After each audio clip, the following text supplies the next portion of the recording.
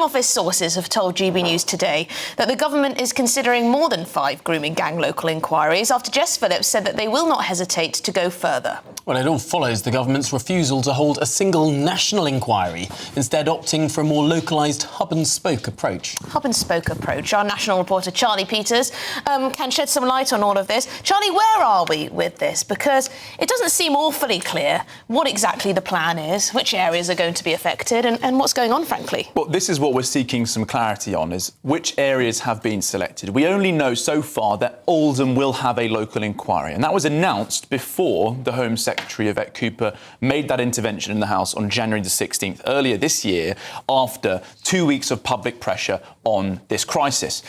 It went quiet for a few months. We kept reporting on this issue, as GB News has consistently for many years, but it came back into the headlines last week when Kimmy Badenoch told GB News that they were going to put forward some amendments to the crime bill, calling again for a national inquiry. And also the man that the government said they'd selected to generate a framework for these hub-and-spoke inquiries, the 5 local ones they'd said they'd committed to, he told the Home Affairs Select Committee that he was not involved, and instead that ministers were now leading that process, not him.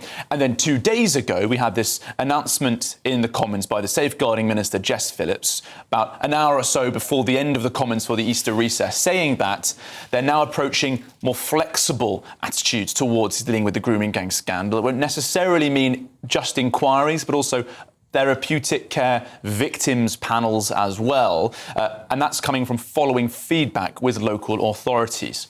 So there's no commitment to 5. That was 2 days ago. And now we're being told by Home Office sources that there may be more than 5 grooming gang inquiries, because there was a significant backlash to that announcement 2 days ago. The Conservatives saying that they'd watered down that commitment in January. Of course, they want different action. They want that national statutory public inquiry.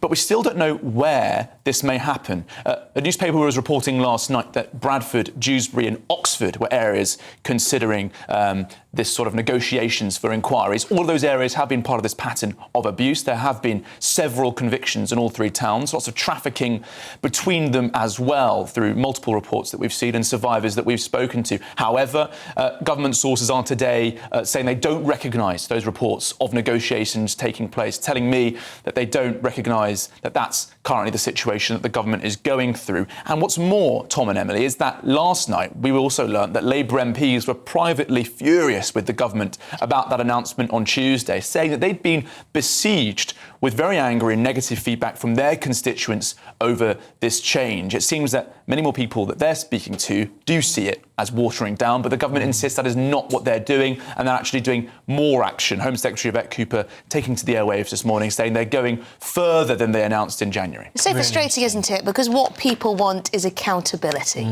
They want authorities, social services, police services, of course the perpetrators of the crimes, held accountable. And if the local authorities are sort of marking their own homework, picking and choosing how much they're investigated, or whether they'll just spend the money on therapeutic sessions, is that really what we want from this? Have we given them a get-out? Yeah, Big is that questions. really what... Charlie, we're going to have to leave it there, but we'll speak to you again very shortly, indeed, because... Yes, we're now joined by the Police and Crime Commissioner for Leicestershire and Rutland, Rupert Matthews. Rupert, this is a huge, huge issue across the country. I just wanted, firstly, your view on where on earth the government is on this. It seems like we get a different sentiment and a different sort of policy each and every day. Well, they're in an absolute mess, I think, is the first thing. I mean, quite clearly, we should be having a full national inquiry on this. If they are thinking of going down the local route, then I don't think it should be left up to the local authorities either to decide if they're doing one or what the terms of reference are, because in several cases, the finger of blame is pointing at the local authorities, and somebody has got to get a grip on this. The poor girls deserve nothing less. Yes, I do think it does seem like to be a pretty disastrous situation. We could have the worst of both worlds in some respects if the only local authorities that actually do end up having inquiries are those that have opted in. Those that don't opt in could well be those that have the most to investigate. Well, that's right. I mean, here in Leicestershire and Rutland, we, of course, take child sexual exploitation very seriously. We haven't got a track record having these sort of rape gangs going on, but even so, I have asked the police here to do a review of past cases, just to see if anything has been missed in the light of what's been discovered since, and to make sure that we haven't been missing tricks, we haven't been abandoning girls that needed us to look after them. And like I say, this is an area that hasn't got a track record of this, so those that do really need to be taking this seriously and looking to see what can be done. Now, of course, this isn't the only news that we're seeing today. The government is announcing more bobbies on the beat across the country.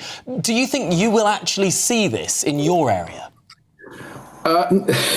Well, fingers crossed we'll get something. I think the first thing to say is that the government is talking about 13,000 more officers in neighbourhood roles. If you actually drill down into that, there's only actually 3,000 additional police officers. The rest are going to be other staff or special constables. Now, they do a really valuable job.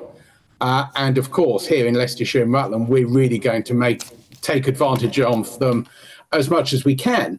But I think the government is slightly misselling this. They're saying it's 13,000 officers. In fact, it's 3,000 officers plus support staff to help them out.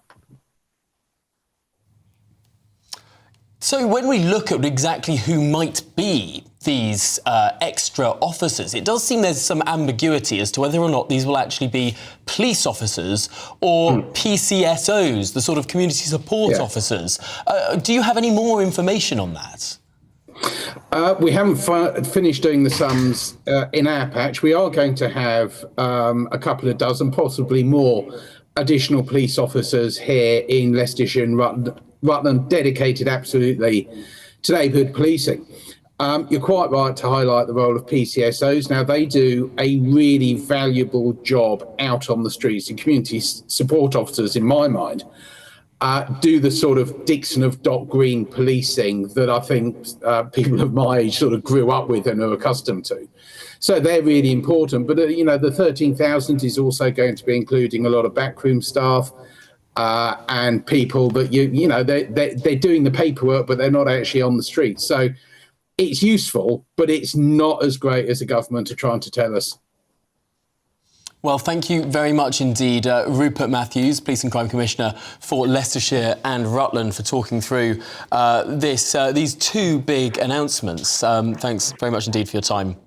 Emily, this is, of course, such a big issue because I think people feel like crime has risen precipitously, sort of year after year after year. Yeah, but yet we're told by so many of these areas, by these police forces, that no, don't worry, crime is on its way down. But as we were saying earlier, which crimes? Because it feels like the very noticeable crimes that make us feel less safe on the streets, so antisocial behaviour, robberies, shoplifting, violent crime, knife crime, theft, all of these sorts of things that are very in your face, do seem to be getting worse, particularly in city centres. But do let us know if that's the case. We're hearing also about rural crime. Yes. We're hearing about tool theft, white van men. I was talking to a chap who was helping me out with something at the house, at the flat, and he was saying, like all of his friends are terrified that their stuff's going to be nicked out the back of their van. It happens, even in the nice bits of the city. Yes, I know the Shadow Justice Secretary, Robert Jenrick, made a film with GBNews just going around some of these car boot sales in some parts of the country, looking at just the sort of tools that are being sold there, sort of tool after tool after tool after tool on sort of sheets laid out on the ground. You'd have to be deeply, deeply gullible to think that at least some of these aren't stolen goods that are then being passed on at low prices. Oh, absolutely. And if it's not at the car boot sales, it's on Facebook Marketplace or wherever else.